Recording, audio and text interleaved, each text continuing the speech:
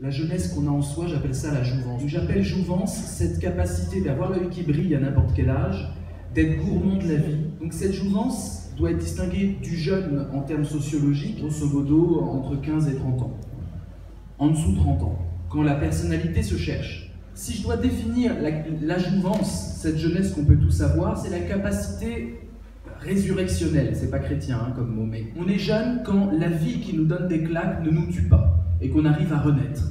Et ceux qui n'ont plus de jouvence sont malmenés par la vie et se brisent au contact de la vie. Et si je dois définir cette période maintenant, non pas la jouvence éternelle, mais la période d'entre 15 et 30 ans, je verrais six critères très simplement. Je dirais cette première valeur, c'est la solidarité, l'expérience de la solidarité.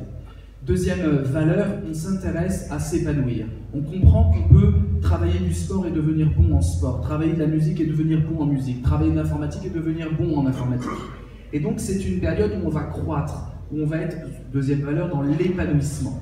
Et ce qui est intéressant, c'est que cet épanouissement des jeunes va avec une recherche d'où je viens, une recherche des origines. C'est une période où on s'interroge sur le destin de nos aïeux, comment ils ont fait dans le passé. Et donc à la fois on se projette dans l'avenir en disant, un peu comme un arbre, je dois grandir, m'épanouir, et à la fois on a besoin des racines, et on enquête sur nos racines. Et ces enquêtes-là sont importantes. On se souvient tous, dans la vie adulte, du moment où notre père ou notre mère nous a raconté sa vie entre 15 et 30 ans, et qu'on s'est dit, tiens, ça je veux faire comme lui, là je veux pas. Et c'est important aussi d'avoir la narration des générations qui étaient avant nous, dans leurs difficultés comme dans leurs succès, et on apprend beaucoup à ce contact-là.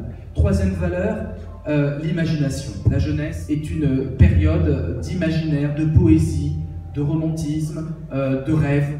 Quatrième valeur, le plaisir. C'est une période de la vie où on a des plaisirs des plus intenses. J'aime bien l'expression de Zoé Valdés, l'écrivaine cubaine, qui dit « Rappelle-toi quand tu avais 17 ans, cette énergie nucléaire.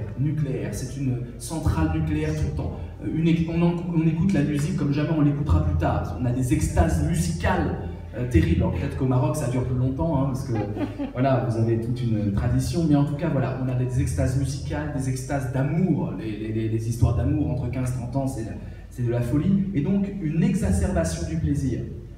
Cinquième valeur, évidemment, l'optimisme. Même la jeunesse défavorisée ou des quartiers populaires, elle a quand même cette idée d'une projection héroïque d'elle-même. On ne peut pas lui enlever. Et puis dernière valeur, c'est l'émerveillement et la spontanéité qui vont ensemble. C'est le waouh possible. Quand on a 40 ans, qu'on est guindé, qu'on est endetté, qu'on est dans la compromission, quand les injustices ne nous gardent plus trop, qu'on s'y accommode, c'est très dur de se révolter et d'être dans la spontanéité. Donc la jeunesse est capable d'émerveillement face à la beauté, de le dire, de le crier, de le manifester, et de spontanéité. On sait bien que là, elle est l'ennemi direct de la bureaucratie. Et c'est pour ça que d'ailleurs on n'entend pas la jeunesse en France, au Maroc je ne sais pas, mais en France on ne l'entend plus, elle n'était pas présente dans les débats des présidentielles. D'ailleurs, le seul intérêt de la jeunesse en politique, je dirais intérêt commun de quasiment toute la jeunesse, c'est l'écologie, qui n'a pas du tout été abordée par les candidats hier à la présidentielle française. Donc c'est comme si on balayait la jeunesse aussi, puisque c'est les générations futures, c'est les préoccupations des jeunes. Et donc on voit bien que la jeunesse, et je finirai là, la jeunesse par ces valeurs-là fait peur à tout État bureaucratique, à toute technocratie, qui cherche d'ailleurs à la suradapter au monde politique plutôt que d'en faire une puissance critique, alors qu'elle est naturellement une puissance critique. La jeunesse nous apporte la critique du monde.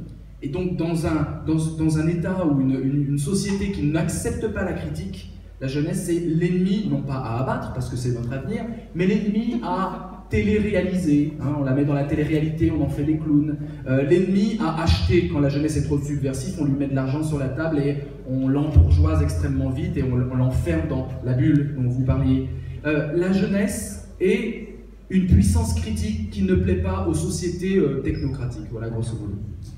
Merci Vincent. Alors Vincent Cespedes est philosophe et essayiste.